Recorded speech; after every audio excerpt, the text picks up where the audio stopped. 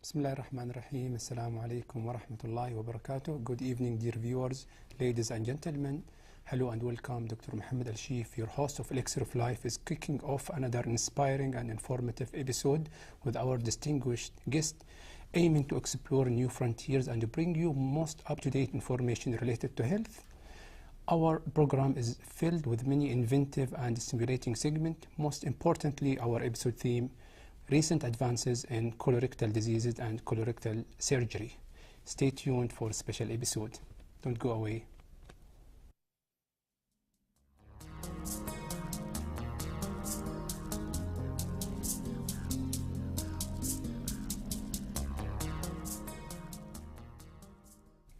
Once again, welcome back to Elixir of Life. Our next segment will move to the quote of the week. Please stay with us.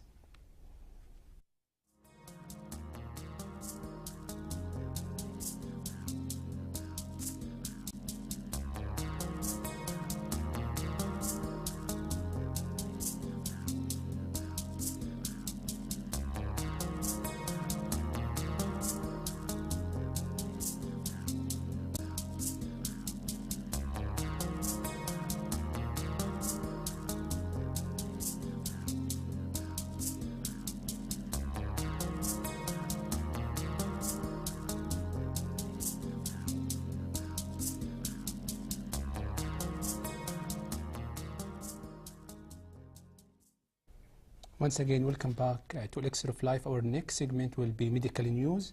We'll be talking about electronic health, 2030 electronic health and beyond. To watch more details about this report, stay with us. Don't go away.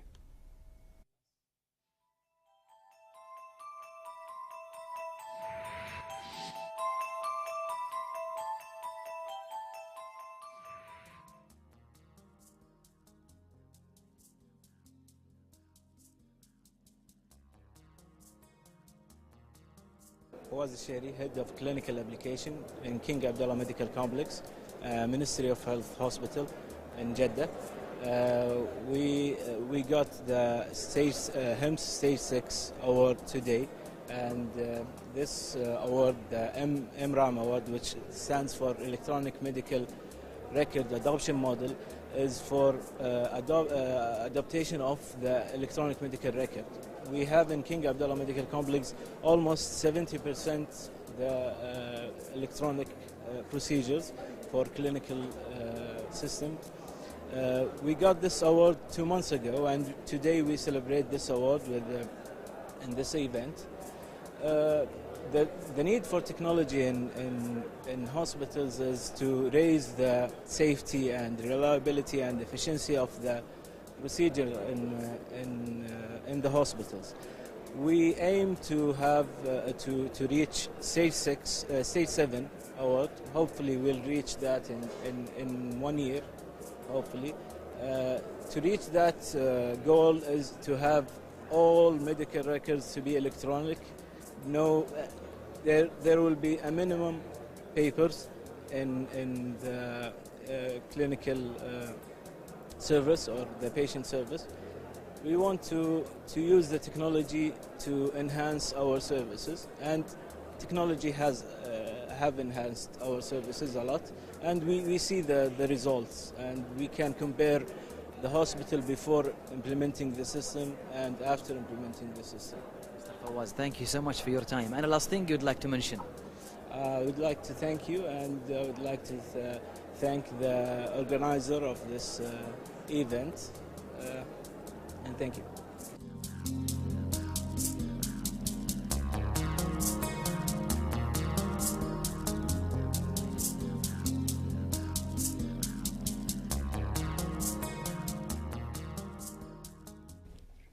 Once again, welcome back to Elixir of Life. Our next segment, we will be talking about health, myth, and fact. To watch more details about this report, stay with us.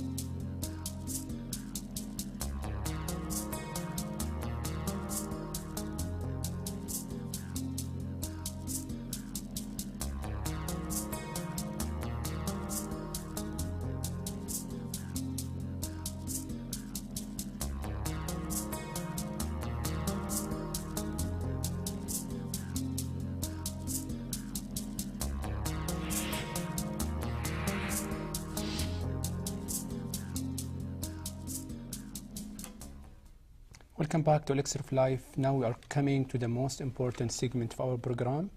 We'll be talking about the colorectal disorders and recent advances in colorectal surgery.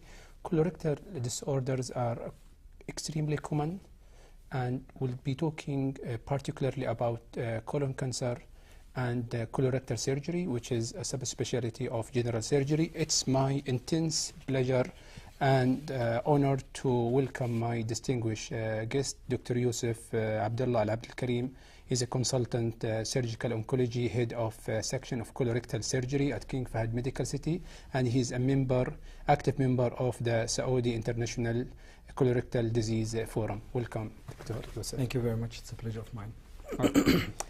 Just starting without further ado, could you shed light about this, scientific forum, International Colorectal Disease Forum?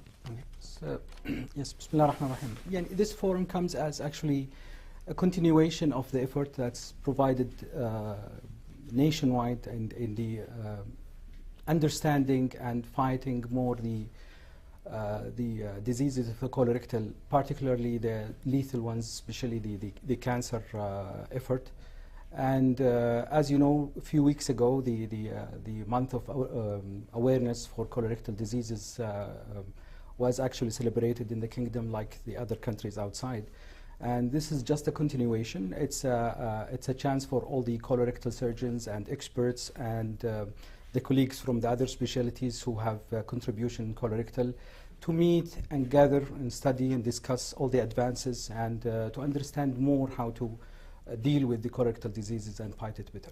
Excellent. So to meet, to share experience and network and... Very true. Yes. Excellent. As introduction to our topic, because we are talking about colorectal diseases, can you tell us about the structure of the colon and the difference between from the rectum? Okay. Yes. Probably you're kind enough actually to provide us with this simple and elaborating figure, which shows actually the rectum, which as well as the entire colon, which start, as you can see, most of the colon and the rectum is distributed in the peripheral part of the abdomen. Mm-hmm. It starts from the right side of the abdomen, the lower right side, finger, at yes, this okay. area, whereas the appendix and all the troubles with the appendix usually starts here, and goes all the way surrounding the entire intestine and the bowel. Then it goes in a transverse fashion. Then it goes down all the way to give the rectum and the part of the digested food for it to get out of the body. So it is actually cannot be designed in any better way than what you have here. It's and it's very simple. It's an ascending, transverse, and descending part, and this leads to the exterior of the body where you can very comfortably get rid of the wastage of the food. So what's the length of this, the colo? Is it standard length or it differs actually according to the age, according to the health of the patient, and some patients, they have it a little bit elongated more. When you grow up, as you grow up, the length of the colon starts to get a little bit more, and we call it the redundancy of the colon, which is not a very favorable thing. But in most healthy people, it's very tight and actually very functional. Excellent. What's the difference between it and the small bowel? Because is the rectum, colon different from small bowel, or they are the same? Yeah, I'm glad that you mentioned that, because if you look at this, it's actually represent more or less what actually happens in the body. So you look at the colon, it's surrounding the small bowel, and the rest of the small bowel or small intestine goes and actually attach itself to the colon, where it gives the digested food, and the products of the digested food are already gone in the bloodstream. Then just the waste and a lot of fluids comes outside that, where it's going to be absorbed properly from the colon, in order for the output to be a little bit more well-formed and clear to get out the body. Excellent. So the rectum is part of the colon, or is it It's part of the colon, but this part of the colon is actually fixed in place. It's the only part of the colon which is very much protected by the pelvis, which gives us actually an advantage and disadvantage. An advantage because it's very easy to examine, very easy to investigate. The only problem with the rectum being on that particularly deep place is the difficulty with surgical intervention or treatment later on. Excellent. God forbids, yeah. That's great. What's the purpose of classifying the colon, ascending, descending, rectum? Is there any advantage of, It plays an important role about the management, because the management of each part is different. Some of them is easier to tackle with and manage and probably treat. And some areas are a little bit more difficult, needs probably more expertise in the field of colorectal. But nowadays, we know that most of these are actually getting as subspecialties under the colorectal specialty. Even the lower, very lower parts, which is the anal area, which is the exterior of the colorectal part, and the rectum is now a specialty by itself. It's called proctology and anal surgery. So as we grow more awareness about the diseases of the colorectal, the more specialties comes out. Excellent. So some diseases have predilection for certain parts of the Very true. colon. Very true. Now, most of the cases that we see recently are predominantly growing actually on the descending part at the sigmoid, which looks like an S-shaped, this area, and the rectum. The rest of the colon actually is also affected, but this is the more important area that is affected more with the diseases. Great. Excellent. Indeed. What's the function of this, organ? Okay. Yeah, the colon plays an important role, because if you think about the food, it has been processed, has been actually chewed, then processed in the small bowel. It comes as a chyme, as food that is like milky food that goes through the small bowel. This important process actually allows the bloodstream to retrieve as much as possible from the nutrients from the food, the nutritional part of the food. Then this amount of fluid goes to the colon. If it isn't for the colon, you're going to have a lot of trouble getting rid of this fluid every now and then. And it will be a diarrhea all the time. I mean, very liquid stool, that's very difficult, and usually it is acidic. So the colon plays an important role in tackling with these, just to get the extra amount of fluid and some of the electrolytes, which are the anions and cations, I mean the salts from this milky material, to make it ready to get in appropriate time, in appropriate form, that will not embarrass the person. Excellent. So the absorption or reabsorption of the water occurs in the colon mainly. Yes, very true. Otherwise, the patient will have... Definitely, it's going to be a very difficult life for someone who doesn't have a properly functioning colon. Not necessarily removed colon, but even the colon where it's not functioning properly, definitely the patient will suffer a lot. Excellent. Great. Now, this is a nice introduction to our topic. Now we are moving to what are the common colorectal diseases that you face in your clinical practice? Yes.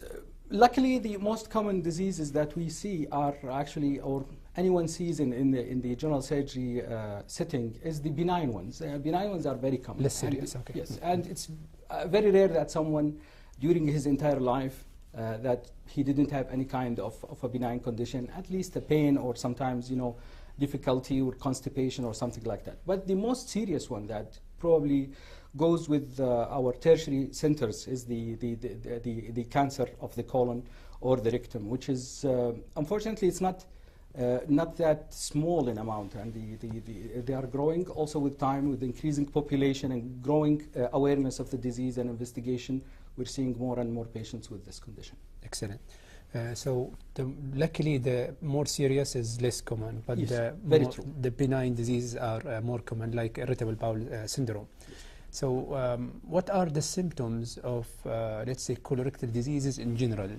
Okay. Yes, the symptoms usually varies from simple pain or just spotting of a little bit of blood spots on the toilet paper, to the very advanced symptoms of cancer, like weight loss and fatigue and anemia, that is drop in the hemoglobin, and it varies with all these. The most common things probably is changing in the bowel habits, from diarrhea sometimes to constipation some other times. Bleeding is always serious and has to be tackled with care, especially with the advanced ages. Add to that also sometimes when there is difficulty of the bowel to expel the amount of material inside it, the patient sometimes might present with obstruction and all the complications, difficulties with treating obstructed patients. He has to go to emergency room and get handled by probably an expert physician. Many symptoms, as I told you, the most probably serious ones are the bleeding and the loss of blood. Excellent. Are there any symptoms that might favor this is upper GI and this is or lower GI tract? Okay. Yes, the symptoms that goes probably mainly we depend on the patient story of that he actually provide, because most of the time, if the patient is having a history of taking contaminated or probably questionable contaminated food, that will make us probably more relaxed, and it will make his management much easier. Those who present with kind of insidious presentation that took long time, improving sometimes and deteriorating some other times, that what makes most of the surgeons get a little bit worried. The most important probably point that the patient has to understand, not everyone who presents with abdominal pain or even a little bit of blood in his stool is definitely a cancer. You have to take all that's the other important. factors. So what are the red flag, Exactly. symptoms? The red flags is the advanced age usually. That's the very first thing. The what age cut off that? Usually anything above in the outside, I mean in the Western countries, usually it's above the sixth decade. Okay. But in our community, we're seeing much earlier presentation of colon cancer. Younger. So as of the fourth decade, you have to be very careful about your diet and about your symptoms. The differences between the two genders is not very clear. There is a little bit of increase in the prevalence among gentlemen more than ladies, but it's not that much.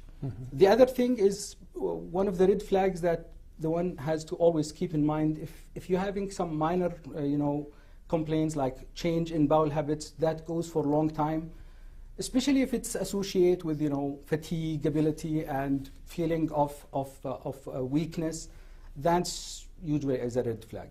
Blood in the stool or change of the color of stool to blackish, that's always also a red flag. What does black stool for patient? Maybe they don't understand. What does mean black? The black stool, when we talk about black stool, or the medical terminology they call it melena, it's something like tarry appearance of the stool. It's very, very black, like the night. It's not the darkest, a little bit increase in the dark colored presentation of the stool. But when it is really dark, that's serious, and usually this represents probably the upper GI rather than the lower GI or the lower gastrointestinal tract problems. But the fresh blood usually is very important to always to seek help and always to take it serious. So the black tarry stool means this is digested blood from upper... Usually it's either from the stomach or the small bowel, but the one that comes mainly with the colon is the one that's mostly fresh. Excellent. I think that's really important. And leading up to next question, what are the most common colorectal diseases in Saudi Arabia? Do we have any statistics? And we would like to compare to the West. Yes, I mean, fortunately we have nice studies done in both in the central region and the other study done in the western region, which showed the prevalence is more or less comparable to the West. However, though, the age difference and the early presentation in our community is something that's a little bit worrying. The last time a major study was done showed there are probably 14 cases in every 100,000 of the population, which is comparable to the outside. But the problem, as I told you earlier, is the age. I mean, we started to see patients who comes with the age of 30s and 35, which is extremely rare to see outside. This is colorectal cancer talking about. That's colorectal cancer. The other diseases are probably more common in the younger age group, especially those who are overweight, leading a sedentary life, who doesn't exercise a lot, and of course those who type A personalities who spend long time tackling with their stresses and their stress factor in the work and study. So there is impact on the personality. True, very, very true. I mean, most of the time, especially the anal conditions and the hemorrhoids and the spastic problems with the anal condition comes more with those who are leading a stressful life. That's always makes us think that you should always think about also your health, not only the career you have. we're having now a major change in the community. Most of the people, ladies and gentlemen, both of them are, leading stressful life, and they're trying to make, to improve their level, social level, and academic level, and that has many impacts. Saying this, that doesn't mean they should lead a different life. They just need to modify their life to improve their stresses. Excellent. Do you have any data from the Saudi cancer registry about the colorectal cancer rank among other cancers, male and female? Unfortunately, what we have here is a very clear, a very clear idea about the cancer, especially the colon cancer, according to the studies done here, showing that the colon cancer is the leading cause or the leading cancer among Saudi males. Okay. When you compare this to the ladies, it's a little bit less. It's probably the second to third cause of cancer in after breast. Saudi ladies, after breast and ovarians. But that's when you compare it to the West, you'll find that the skin cancer, probably because of the demographic and the ethnic background, is the leading cause of cancer. In our community, it's leading nowadays, and that's why it's quite important to study and understand. Excellent. How after you have pointed out that clinical history, physical examination is extremely important. After listening to the patient and examining him, what are the most important investigations to diagnose colorectal diseases? Now, when we talk to a patient, we get 60% of all the information that we need from just speaking to the patient and being patient with that. And I always advise the physician to be very patient when they take the history, because it can improve and can actually reduce a huge amount of investigation that we request.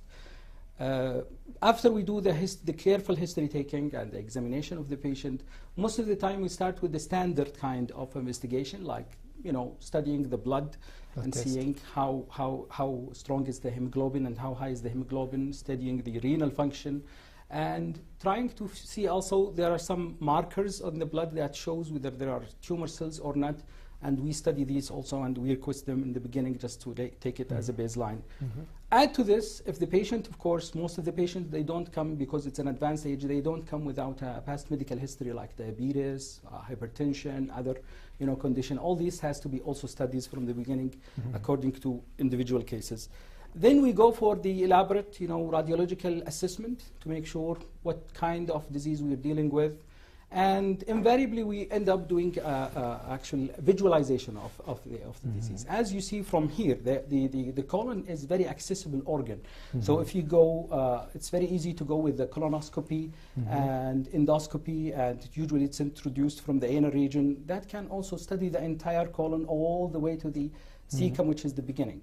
And most of the time, we have to see the tumor, we have to deal with the condition, whether it's a tumor or even a benign condition. And what they do actually inside, our colleagues usually from gastroenterology, they take biopsies, they take a lot of photos just to assess and give us a very clear picture about what's inside.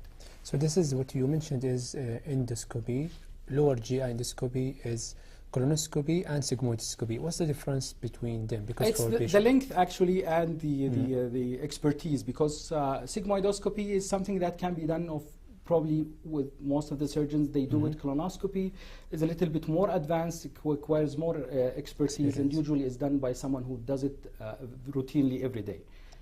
So sigmoidoscopy, only the distal part for it's rectum the distal and part. It's quite short, and it covers only the S-shaped part of the colon in the very end. Excellent, great. So the endoscopy is important to look the interior, what's inside the colon. But what about the role of other imaging modalities like CT scan, MRI, or X-ray? Okay. Very good question. Somebody might ask, why do you do all this intensive investigation? Because we need to know the patient from inside out. So even when we see the disease, we have to know whether the disease is only confined to part of the colon, like the ascending colon or descending colon. Then we have to know whether it's actually trying to get out, tried to invade. And as you see from the picture, the colon is very proximal and very close proximity to the liver, which is the commonest organ that gets usually metastasized from the colon, as well as the lungs, which eventually is the second organ. So we have to make sure that the stage is appropriate for the treatment that we're proposing. Excellent. I think all these, investigations to look for colorectal diseases, whether it is colon cancer or inflammatory bowel disease, ulcerative colitis, and Yes. Crohn's disease. What are the mimickers of colorectal cancer? So disease that might mimic or look like Glad you colorectal asked this cancer. question, because with the great change of our community during the last 25, probably 30 years, it's very known now. People are leading more comfortable life, and unfortunately this led them to having more of sedentary life, so less exercise and more of Physical activity. junk food in our diet almost daily. That Excellent. lead to changes of the health of our colons and entire body. Obesity also is widely spread among our community, and it's a leading cause of most of the diseases. Colon is no exception. Because of that, we are seeing very rare diseases that were considered 30 years ago very rare in our community, like Crohn's disease, which is an inflammatory process that affects the entire colon, makes it very friable, makes it very badly inflamed, and the function is going to be reduced markedly. Beside that, a lot of these patients eventually will have an abnormal growth on the colon because of the continuous inflammation and changes of the genetics, and they are prone to having transformation into cancer. That's why even these, although they are benign diseases in the beginning, they have to be treated carefully to avoid, transformation into colon cancer. Excellent. Beside all the other conditions that goes, some of them are just affected by the obesity per se. These things has always to be put in mind when you treat a patient. We have also to give them a holistic approach to improve their health and dietary habits. Excellent. Now, after we confirmed colorectal cancer by the gold standard, which is the colonoscopy and biopsy, would like to ask, and how does it start, the colon cancer? Okay. Usually, the entire tract, starting from the stomach all the way to the rectum, is lined with something called epithelial cells. These epithelial cells are shedded every day. I mean, it gets destroyed as the process of the digestion happens, and we lose millions of cells. So this is the lining. You can use it, open it, because this one, the colon, yes. Excellent. It can be opened. Okay, so yes. that's, yes. So if Okay, you look at this area, Yes. this is lined. This is the lining of the colon, which is not like the exterior part, like the skin or the muscles. It's very, very soft, and usually with every time you go to the bathroom and pass the stool, usually a huge amount goes. So in order for the body to function properly, these cells will reproduce immediately. If this process, goes for a very long time, like those who exceed the age of 60, again with the sedentary life, the colon gets elongated. This usually, it's very natural to think that this process can be sometimes disturbed. Instead of having a normal growing cells, sometimes you're having an abnormally growing cells that will probably transform into cancer. And usually the beginning is very easy. It's just like a small wart or polyp that starts in the colon, then transforms with time into malignancy. Excellent. If taken at an appropriate time with the appropriate, kind of investigation, these are very easy to tackle with and treat early. But sometimes, unfortunately, there are no clear signs that the person will follow. So sometimes it might grow into cancer that has to be managed in more advanced centers. So in early stages, it's a silent disease. True, very true. That's leading us to the next question. What's the role of screening of colorectal cancer That's to detect these, benign, let's say, the precancerous polyps? Yes, that's very important, actually. And what I believe the national programs are trying to come up with the best probably guideline for this. Most of the time, we advise the patient above the age of 40 to, probably outside countries, we talk about 45 and more. But in our community, we'd like that most of the patients, to do just a simple test to make sure that there is any blood cells in the stool or not, which is a very simple, non-painful. You can take the kit and do it at home and bring it back to a clinical dispensary, and they will study it and will tell you there is blood or not. That's probably the earliest. Occult blood stool. Exactly, occult blood. So this is the easiest, this is the cheapest, and it's very informative. When there is any doubt and the physician would like to investigate more, usually they will ask the patient to go for a further investigation by endoscopy, which is the gold standard. Excellent. I think we'll talk more about endoscopy after we go for a brief report about the Saudi International Colorectal Disease Forum. To watch more details about this report, stay with us.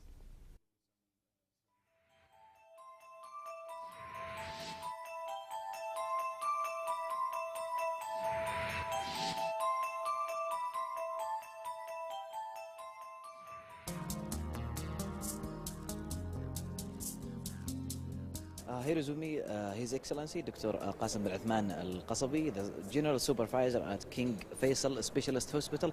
Welcome with us, Doctor. Please tell us about this amazing event.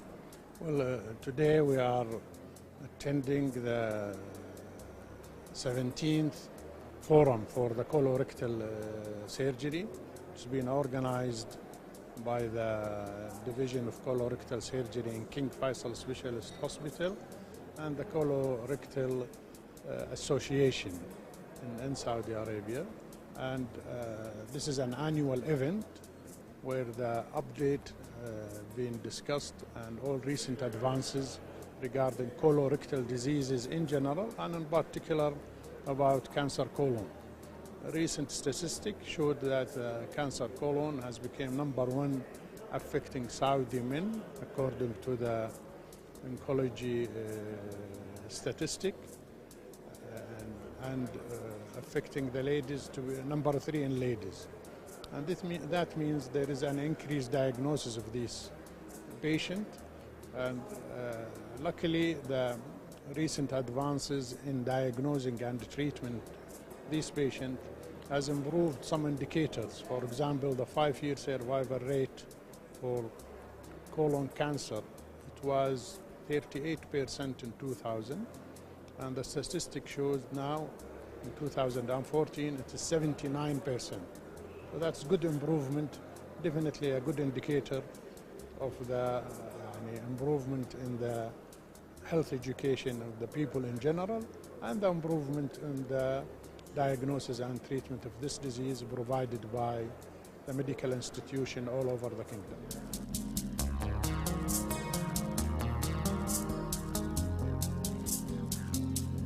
Philip Koshai from the United States.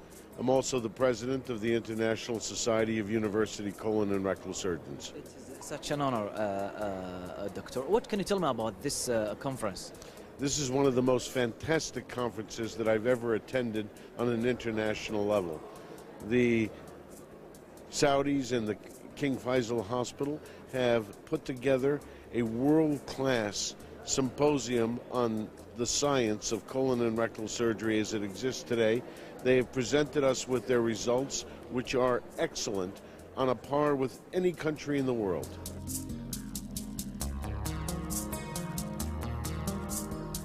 My name is Alabdulkarim, consultant colorectal surgeon in King Faisal Specialist Hospital in Riyadh. Dr. Ala, what is the main goal of this conference? It's an annual gathering for the colorectal surgeon in the kingdom, and even we do invite speakers from other countries, from North America, from Europe, and even from GCC. And we usually discuss the update in the colorectal disease management, and it's really very useful for us because we discuss some cases, we discuss some management of difficult cases.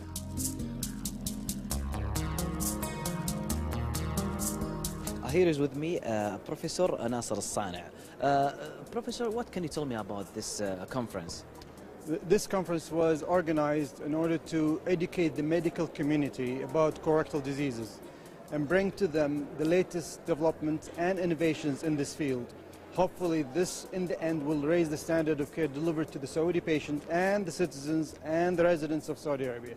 An important point to be made here, in association with this conference, there is an awareness day where it is open to the public. So all the public are invited to come to King Faisal Specialist Hospital, the North Tower, on Thursday and get involved in the activity where they will learn about constipation, the causes of constipation, the issues related to constipation, what causes constipation, the treatment, what changes in their lifestyle they have to adopt, and how they can lead a healthy lifestyle. Fantastic. Professor, let me ask you, how long this conference is going to be for? The conference is 3 days held for the medical community, the physicians, the surgeons, and then another day after that is for workshops to give skills to the new Saudi talent, and a fifth day which will be given to the public where we educate them about colorectal diseases.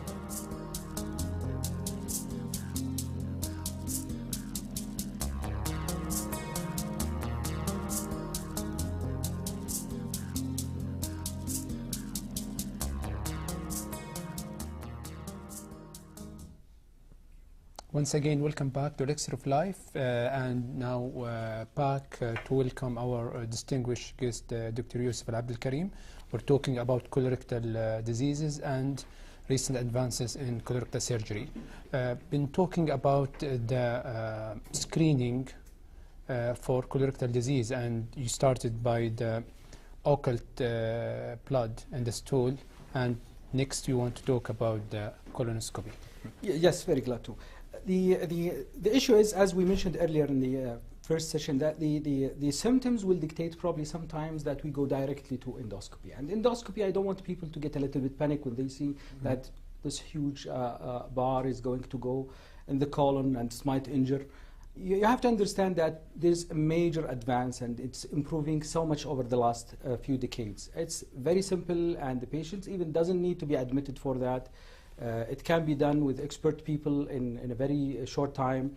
The patient will be sedated, and usually sedated means he's near to sleep, but he's still awake. He will obey command and understand the discussion with his physician.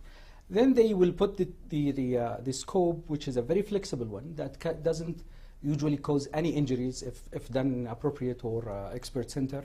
It goes through the area region and goes all the way, taking the curves of the colon because it's very flexible, so it will make the life of the one who do the procedure and the patient himself will make their life very easy. During the procedure, most of the time, the physician or the one who's performing the endoscope will ask the patient to take a special pose or change his position just to make it easy for the scope to pass. As he goes, the scope has very good bright light that will see the entire circumference of the colon. So most of the time, it's very rare that you miss a lesion. It's very easy to see the entire colon. And when there is any doubt, they will stop, they will take photos, and they will take biopsy from that particular region.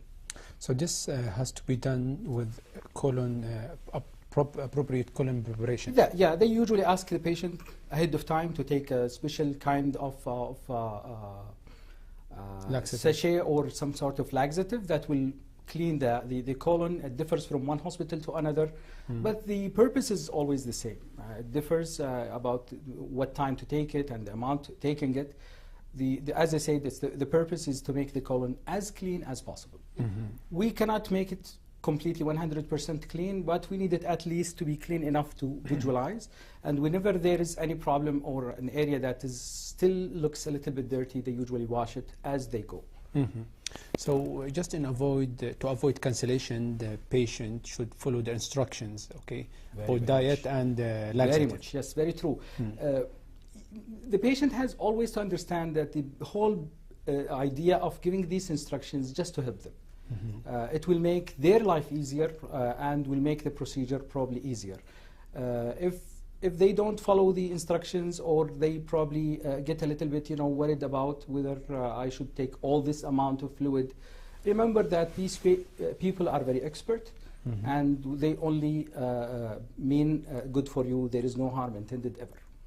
Excellent, great. And you mentioned the cut-off age used to be 50, but now in Saudi Arabia you are moving down to 40 or 45. Very true, because we're seeing more and more of early cases. And actually Dr. Sani, who just spoke a little bit ago, he presented a paper about the age change of the presentation of colon cancer, because we're seeing patients at the age of 32, 35, which was very, very rare in the last 2 decades.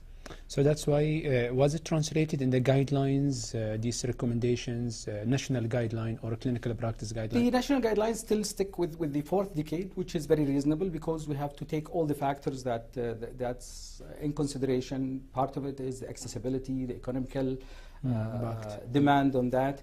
But it's actually, we're following the guidelines as like in the other countries. We're just trying to make sure that we don't miss any patient with clear symptoms. Excellent.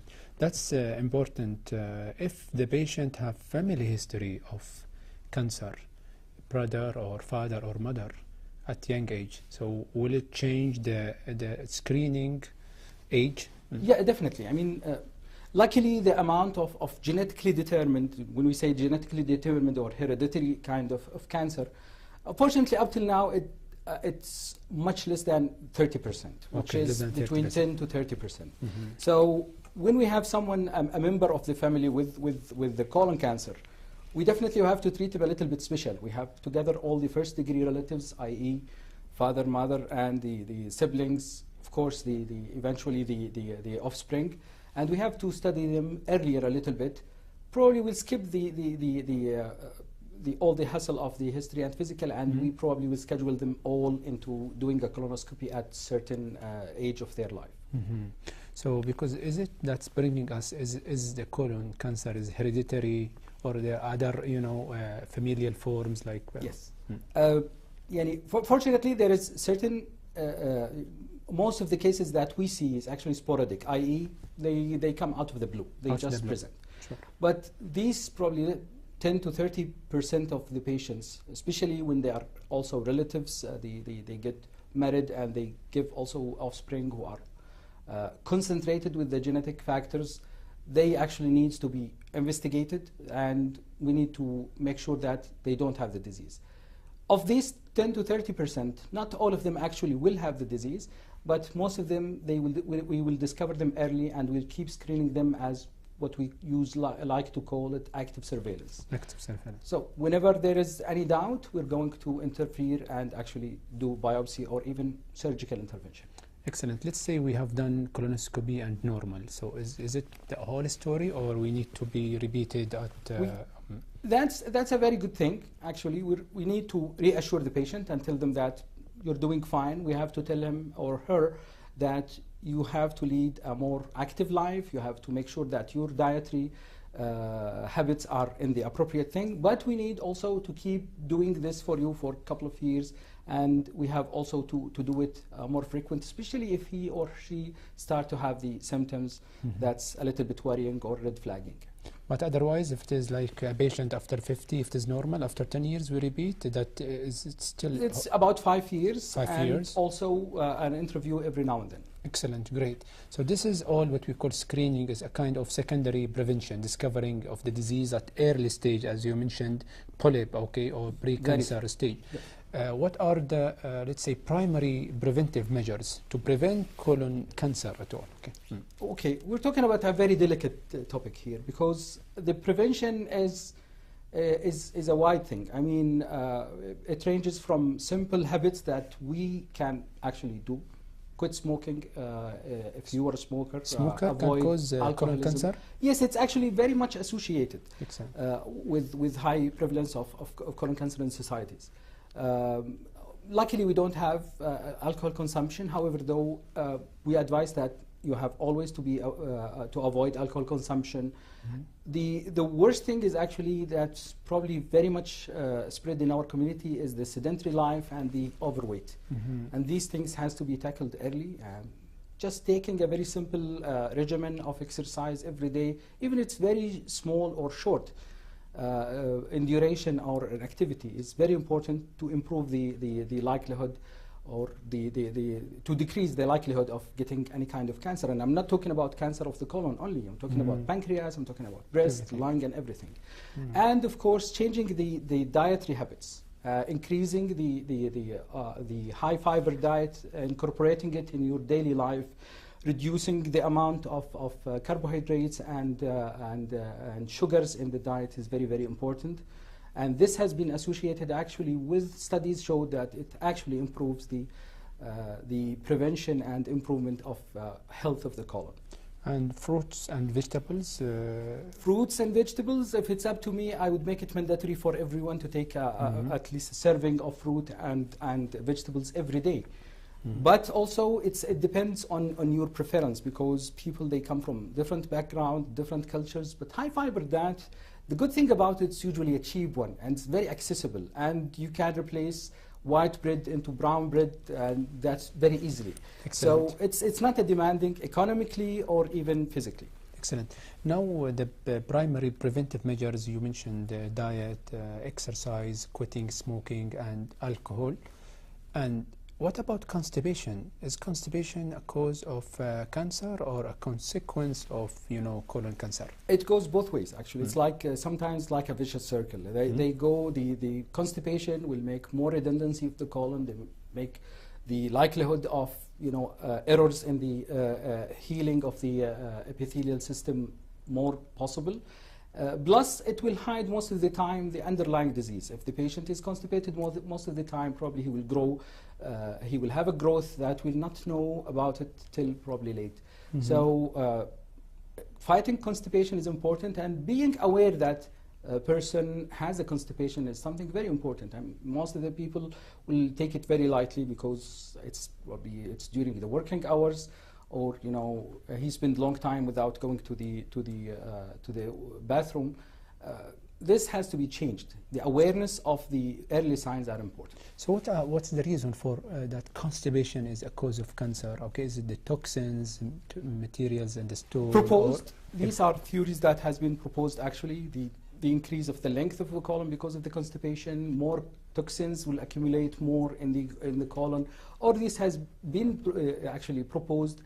Nothing of them is very, very solid in the evidence, but we know that it's associated. So eventually, we're going to understand the mechanism that's associated both. Excellent. Now, let's say we failed primary preventive measures, the diet, exercise, etc., and we did not do, let's say, screening, fluid screening, protocols. Then the patient presented with colon cancer at will say at intermediate or advanced stage. Is it a curable disease or not? Because this is a very important question, for a patient. Okay, as I many times mentioned in previous interviews, the thing is, when we say cancer in the 10 years ago or 15 years ago, when we say the word cancer, that means a certificate of death. Taboo. It was a taboo. It's totally taboo. So what happens nowadays with the major advances in the early stage, in the early discovery and the staging and investigation, as well as the kinds of treatment. What was impossible 10 years ago is very possible nowadays. So God forbids, if someone is having a growth, he is discovering incidentally that he or she is having a growth. That doesn't mean that there is no treatment. They should seek help. They should make sure that they don't go for alternative types of treatment that will lead them nowhere, instead of going to the right caring, specialized people. One of the worst things that probably we'll take as a message here is when you have a disease, and God gave us also take home message from you after, because we are coming to the end, okay? Yes, I mean, when there is a disease, look for the expert in this. We know that we have the cure for most of the cancers nowadays, or at least the treatment. Go for the right people. Avoid the alternative medicine that will lead you nowhere. Unfortunately, I'm not saying that all alternative medicine is bad, but when it is serious as cancer, go for the expert people. Take their advice early, and try to adhere with their recommendations, instead of coming very late after that in a very late stage. So if we want to take out message from all what we said, colon is a very important organ. The diseases of the colon are very frequent, and it's very rare that one of us will not have any of these. So just make sure that you don't have the red flags. Improve your lifestyle, more exercise, more high fiber diet. When there is any doubt, just go to the right people and ask for help. Thank you, Dr. Yousef Alabdulkarim, for enlightening us about this important topic. It was a great pleasure and honor being with us. Thank you so much. Now we are coming to the end. We are coming to the last segment of our program. We will be talking about health benefit. To watch more details about this report, stay with us.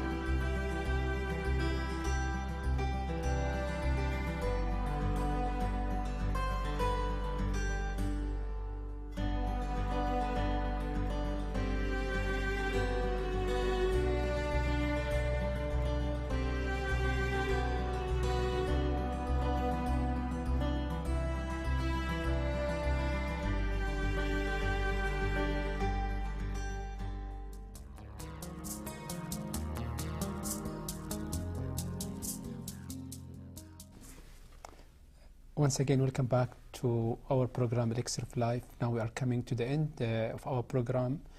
Before I conclude, ladies and gentlemen, I would like to thank our distinguished team, starting by Mohammed Al-Qasim, Fawaz Al-Rasayas, Ibrahim Al-Khanini, Naif Lataybi, Salim Al-Arayad, and our preparation team, and our director, Abdullah Al-Wala'i. Until next week, we are looking to seeing you forward. Thank you very much.